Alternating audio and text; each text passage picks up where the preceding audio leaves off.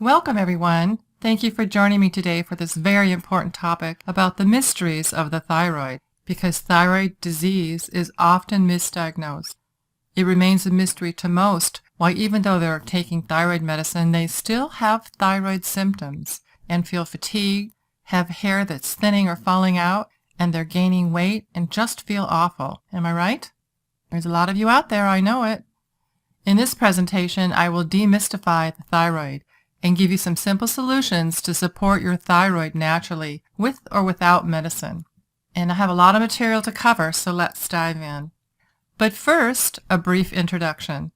I'm Teresa Rispoli, Doctor of Clinical Nutrition, acupuncturist, board-certified functional nutritionist, and founder of FunctionalNutritionistAcademy.com, where I teach a functional nutrition certification program called Mastering Functional Nutrition.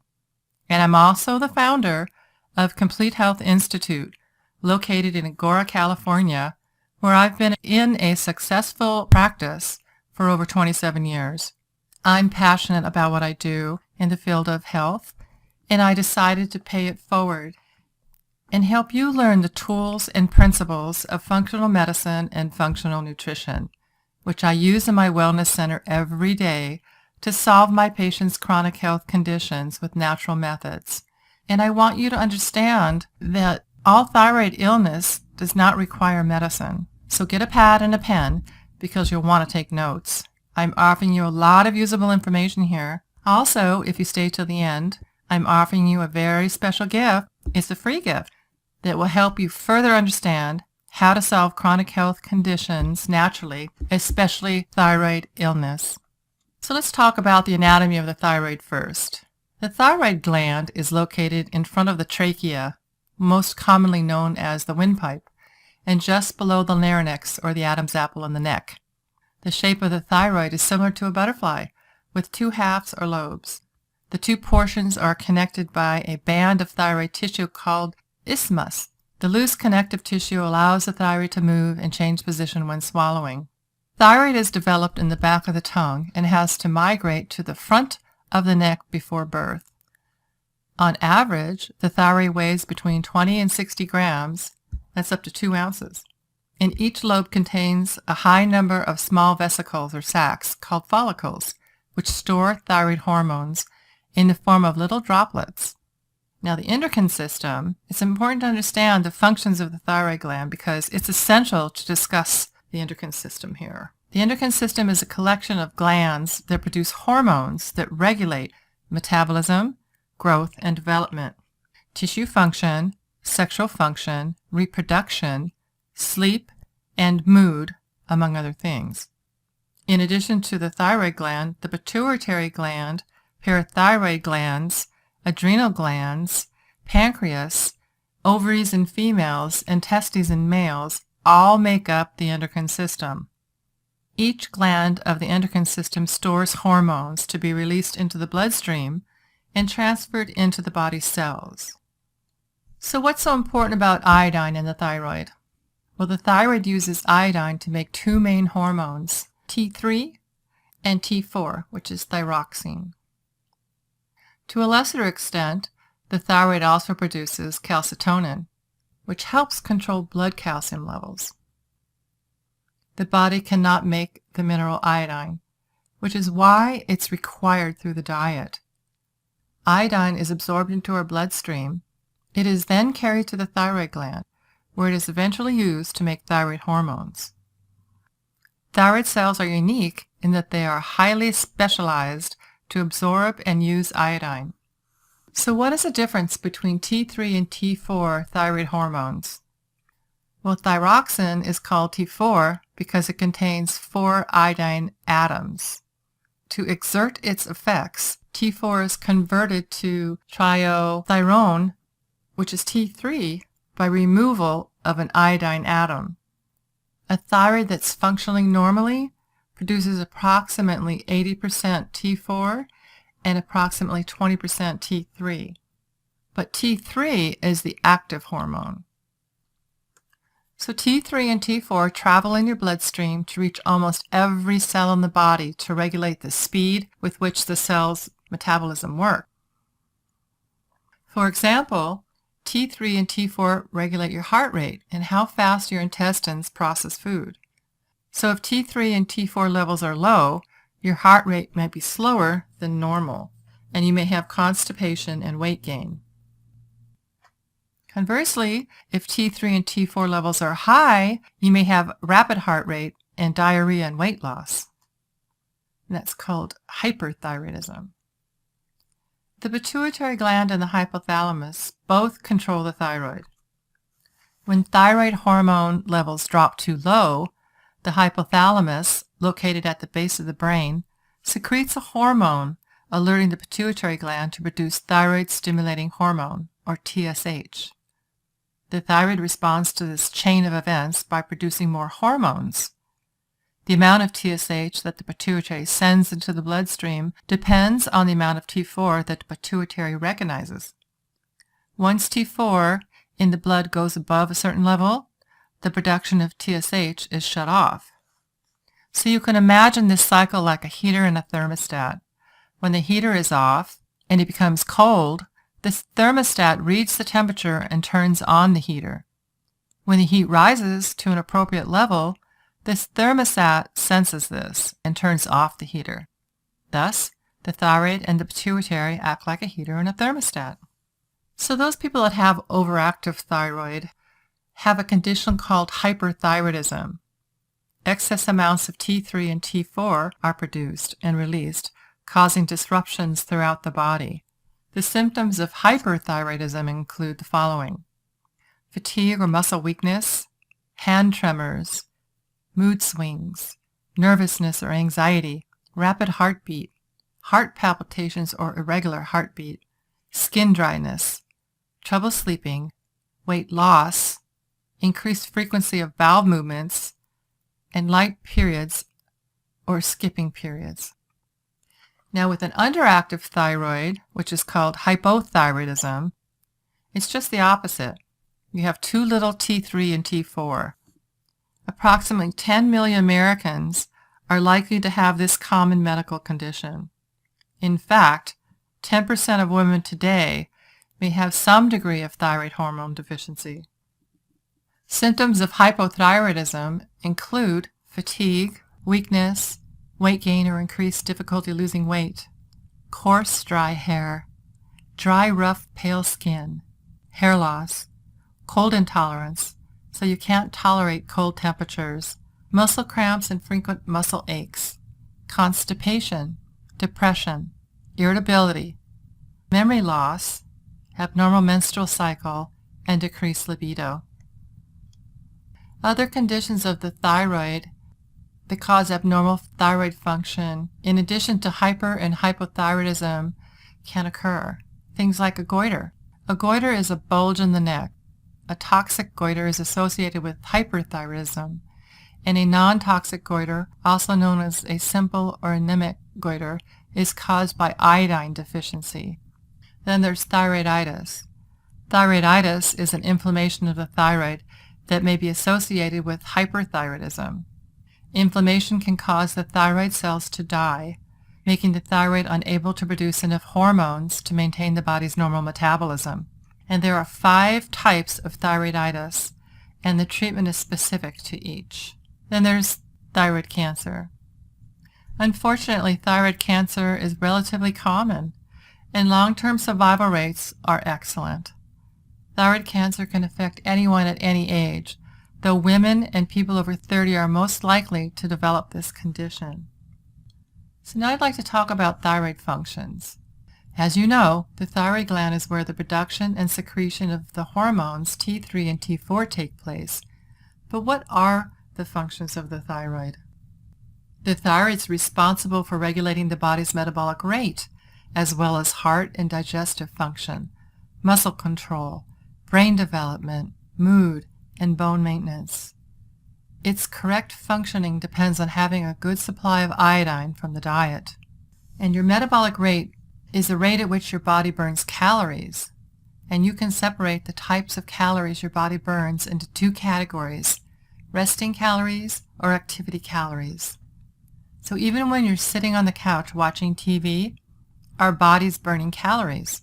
This is considered your baseline or basal metabolic rate, and in fact accounts for about 60 to 75% of the total amount of energy you burn.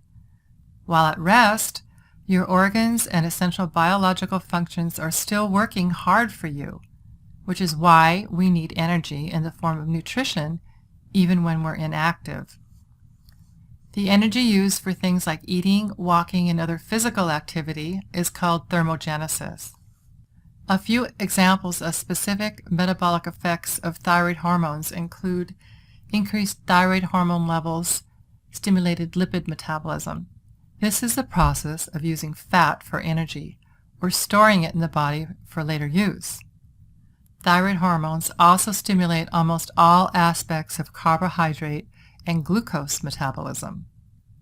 Now, the physiological effects of thyroid hormones, in addition to metabolism, the thyroid plays a significant role in several other body functions. So thyroid hormones are necessary for healthy growth in children, and studies reveal normal levels of thyroid hormones are essential to the development of fetal and neonatal brain. Thyroid hormones increase heart rate, cardiac contractility, and cardiac output. They also promote vasodilation, which leads to enhanced blood flow to many organs. Both decreased and increased concentrations of thyroid hormones lead to alterations in mental state. Too little thyroid hormone, and the individual tends to feel mentally sluggish, while too much induces anxiety and nervousness. Normal reproductive behavior and physiology are dependent on having essential normal levels of thyroid hormone. Hypothyroidism in particular is commonly associated with infertility. So I want you to know that there are a number of natural things that you can do to help boost the health and function of your thyroid gland. Number one is to reduce stress. You want to make sure you get plenty of rest and daily activity and exercise. You want to eliminate wheat and inflammatory foods like sugar and alcohol. So let's talk about reducing stress. Unfortunately, stress is a natural part of life. However, today more people are experiencing higher levels of stress. Chronic stress can wreak havoc on our health. Living in a constant state of fight or flight can tax the adrenal glands, which suppress the hypothalamus and pituitary gland, both of which directly influence thyroid function. So find ways to minimize stress through calming activities like meditation, deep breathing, journal writing, and nature walks. And let's talk about how important it is to get rest. The body requires sleep for overall health and healing. However, thyroid conditions can impact sleep patterns, which lead to adverse health effects. Adults need from 7 to 9 hours each night of sleep. So keep in mind, if you miss a few hours, you can't catch up later on. Missed sleep is lost forever. If you have trouble sleeping, try eating dinner at least 2 hours before bed, as a full stomach will disrupt your sleep. Have a cup of calming herbal tea, like chamomile, and dab a few drops of lavender oil on the bottoms of your feet. Also, don't eat sugar or sugar products before bed, because it dehydrates you and disrupts your sleep. And it's extremely important to move daily.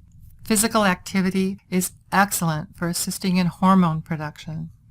If you're experiencing a sluggish metabolism, aim for at least 30 minutes a day of low-intensity exercise, like yoga, swimming, and jogging are all excellent options.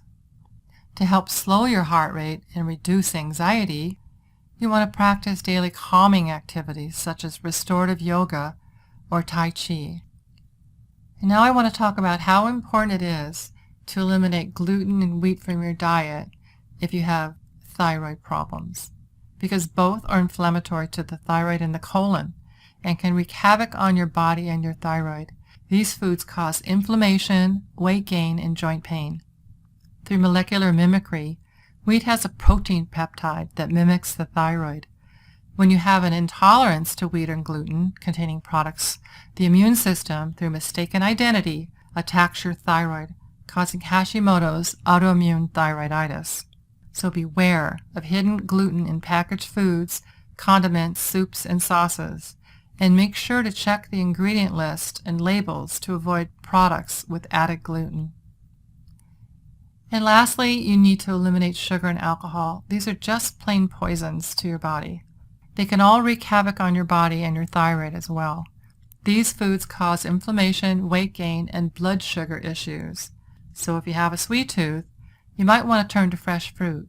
You'll be surprised how quickly your taste buds will adapt to the natural sweetness.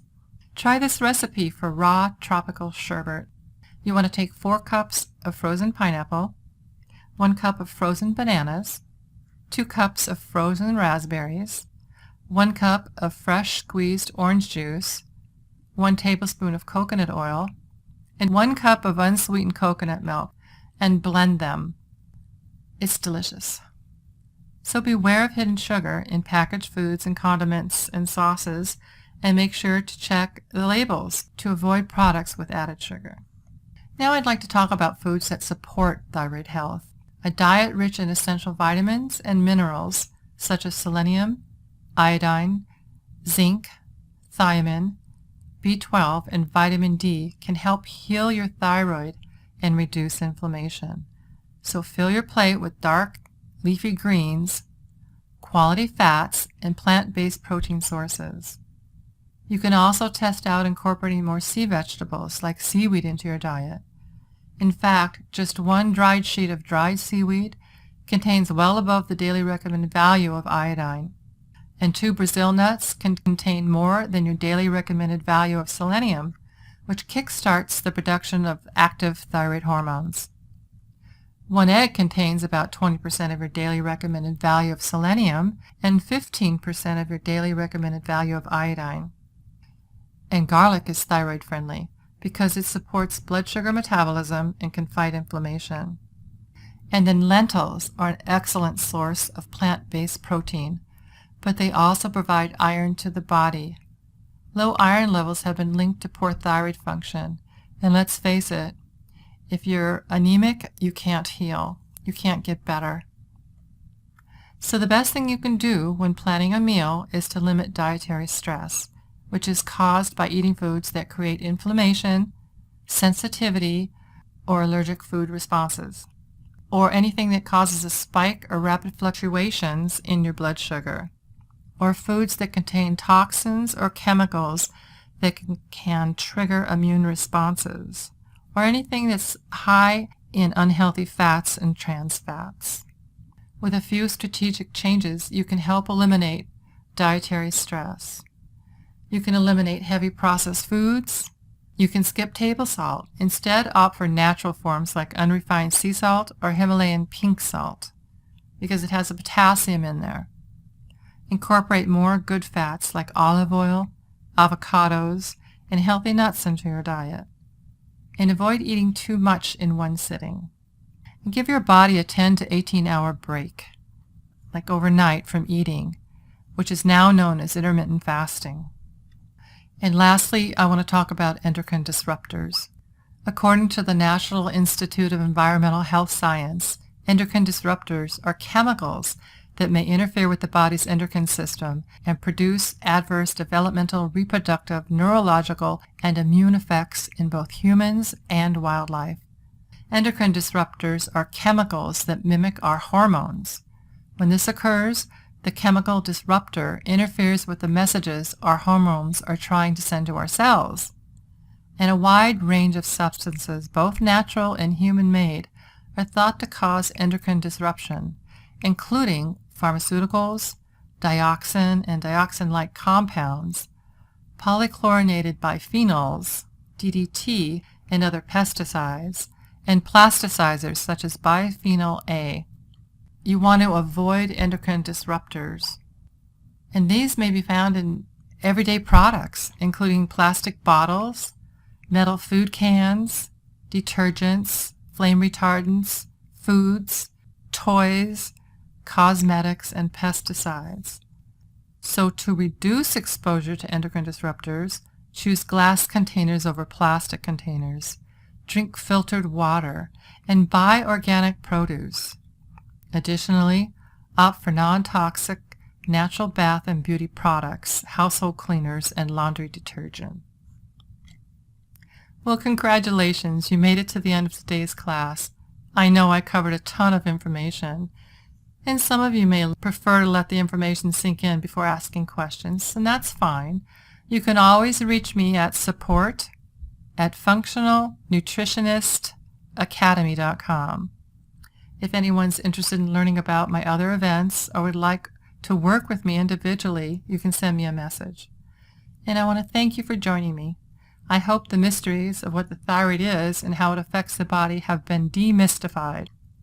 But if you want to have a more in-depth knowledge about the thyroid, with proper lab tests needed to diagnose the thyroid, what supplements support the thyroid, and what foods to avoid that inflame the thyroid, then you should take my online course, Lesson 7, because it's all about the thyroid. You'll learn how to heal Hashimoto's thyroiditis naturally by finding the root cause and eliminating symptoms and triggers. And the link would be found at functionalnutritionistacademy.com/664-2/. Or basically you can go to functionalnutritionistacademy.com and click on course information and choose lesson 7. Well, that's it for today. Thanks again for taking time to experience the class, and give yourself a pat on the back for taking steps to improve your own health. I'm passionate about sharing this topic with people who are eager to transform their own lives and finally achieve optimal health and natural solutions for thyroid problems. But for a deeper understanding or more information and your free gift, don't forget your free gift. You can go to functionalnutritionistacademy.com, subscribe to the free report for your free gift, and it's here that you can also learn how to become a board-certified functional nutritionist online in your own time. So I urge you to go there and have a look around. And join now. Become a leader in your area. We need dedicated people helping people like you. And if you'd like to book an appointment with myself, Dr. Rispoli, you can visit CompleteHealthInstitute.com and book a nutritional consultation online right there. So I hope to talk to you soon. Bye now.